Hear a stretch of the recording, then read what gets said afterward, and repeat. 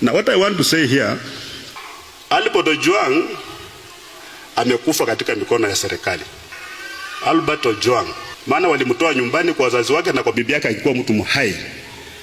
Lakini amefika kule anarudishwa nyumbani akiwa amekufa. Sababu ni kwamba alikuwa ameandika some post kwa social media who senior government officials. Again, freedom of expression. Ni hiki.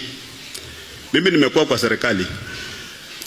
Na mara nyingi watu wanataka kukupunish but they've got no evidence. So what they do, watakuwa kule korokoroni alafu wakuitia watu. Wanasema they are fellow suspects. They bring you wale watu ambao wanaitwa hardcore criminals. Alafu mnafungiwa pale ndani the whole night. I'm not saying that's what happened to Ojwang. But wakati nilikuwa county commissioner kule Narok, kulikuwa na mjumbe mmoja wa Emurua Dikir. Bado ni mjumbe anaitwa Johana Ngeno. Ngeno alikuwa anasumbua sana. Tukitoa watu kwa Mau anakuja analeta fujo. Siku moja akaja akapata askari wameka roadblock kwa barabara, those spikes. Alikuwa na MCA mmoja kutoka Narok South anaitwa Langat.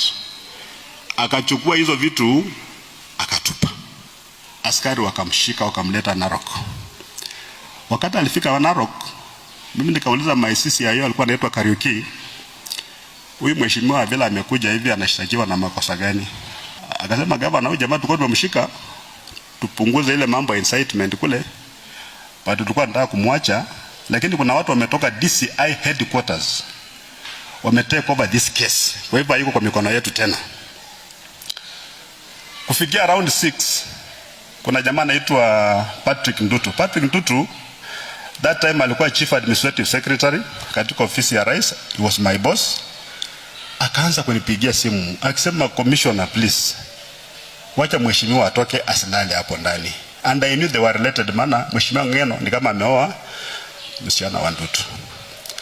Mimi nikajaribu kuambia wa jamaa, patia mheshimiwa free bond ama cash bail, asilala hapa, aende kama utamhitaji atakuja. Jamaa akakataa. Akasema hii mikono iko kwa hii mambo iko mikono ya wakubwa. So kufikia saa 1 jioni na nusu giza, mimi naambiwa na askari mmoja hapa ati kwamba ati kuna watu wameletwa usiku wanataka kufungwa pamoja na huyu mheshimiwa na wamfanyia mambo mabaya. Sasa they were going to sodomize him.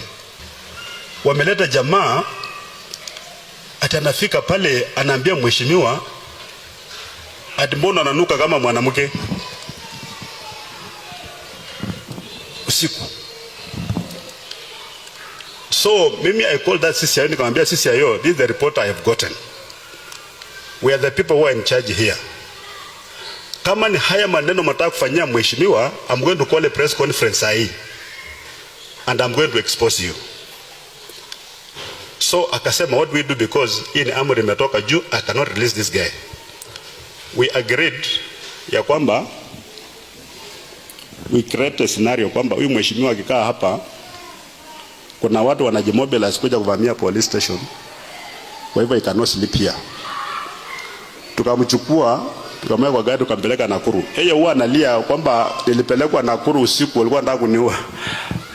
But we were saving him from that humiliation and that disgrace, because huyo mheshimiwa angefanywa mambo mabaya sana hiyo usiku.